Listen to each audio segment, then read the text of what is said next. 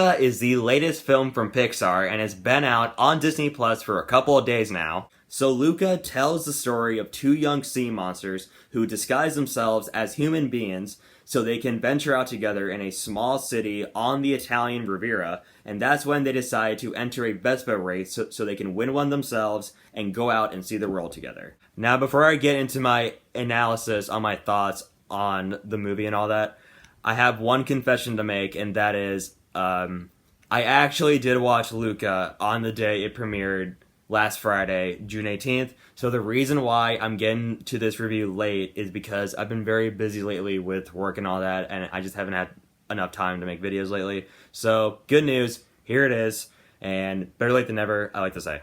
Now, after watching Luca, I went on IMDb and Letterboxd to see how a lot of people felt about the movie. And after reading a lot of the reactions and the reviews from other people, a lot of them seem to really enjoy it.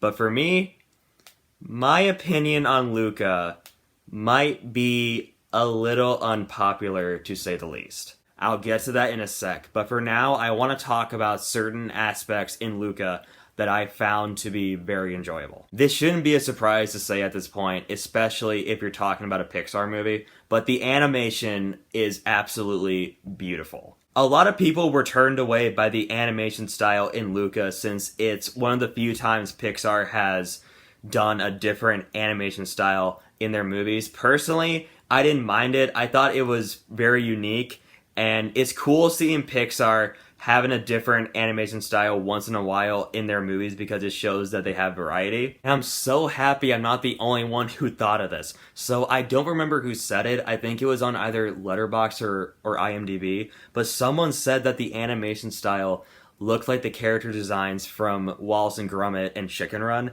I had that exact same feeling too, and I'm so happy I'm not the only one who thought of that too. And the voice cast is solid too. Jacob Tremblay and Jack Dylan Grazer once again show their talents again in this movie, and they're both excellent as Luca and Alberto. Now there's one part of Luca that I feel like a lot of people are not talking about, and it kind of makes me sad to be honest, and that is the score. The background score in Luca is one of the best soundtracks I've ever heard in a Pixar movie. I was honestly paying more attention to the score than I was with what was going on in the actual movie. At certain points, not the entire movie, but at certain points I was more invested with the score. And the movie does have good messages in it too that kids can also learn from it.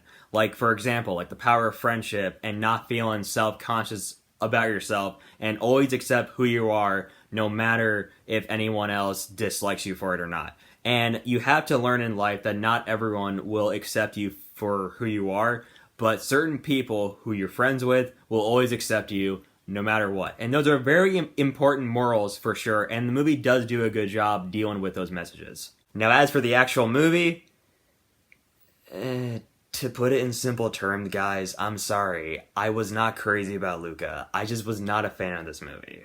Now, I know I've gone on and on about how much I love Pixar on this channel and how much I have adored a lot of the movies they have put out in recent years, but I'm sorry, guys. I feel like Luca is one of the weakest Pixar movies to come out in somewhat a couple of years. What I didn't like about Luca has nothing to do with the technical aspects of it.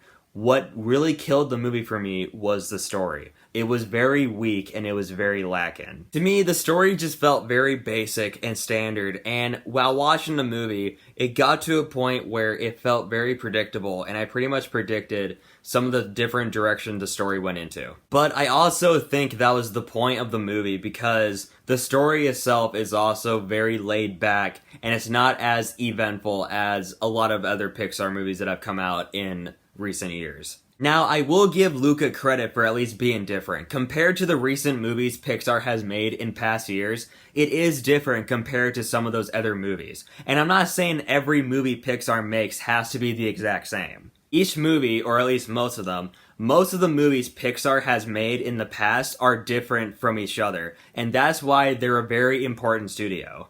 And it is also obvious that Luca was heavily inspired by a lot of the Studio Ghibli stuff, including Hayao Miyazaki's work. Even the city in which the movie is set in is named after Porco Rosso. But here's the thing. Hayao Miyazaki's work, like Spirited Away, Princess Mononoke, and My Neighbor Totoro, those movies are a million times more creative and a lot more memorable than Luca is. And I also wasn't a fan of the movie's villain either. I thought he was a really forgettable and just lame villain, especially compared to a lot of the great villains Pixar has introduced in the past, like Syndrome and Lasso. To me, the villain just reminded me of Gaston from Beauty and the Beast and Shooter from Happy Gilmore, except not as memorable or as entertaining as those other characters.